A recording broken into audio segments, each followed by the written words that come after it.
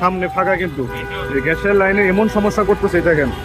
পুরো রাস্তা দেখেন, এক লাইন রাখছি, আবার দেখা একটু এদিক থেকে একটু সামনে আগাইলে পিছনের মানে গাড়ি ঢুকে যাওয়ার, পিছনে থাকলে সামনে নিয়ে ঢুকাতে। এই সিঙ্গেল লাইন, কোনো ডাবল লাইন হইব না।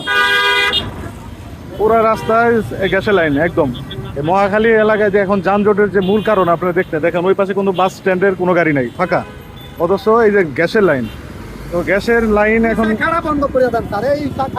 2-3 বার পাম্প বন্ধ দেওয়া হয়েছে, কিন্তু তারপর ওই গ্যাসের লাইনে এত সমস্যা করে, এদের বুঝেও এদেরকে আসলেই করা যাচ্ছে না।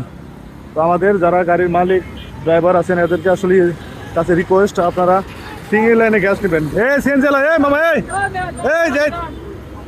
মামা আপনি যান, ডাবল লাইন করা যাবে না, এখানে ডাবল লাইন হবে না।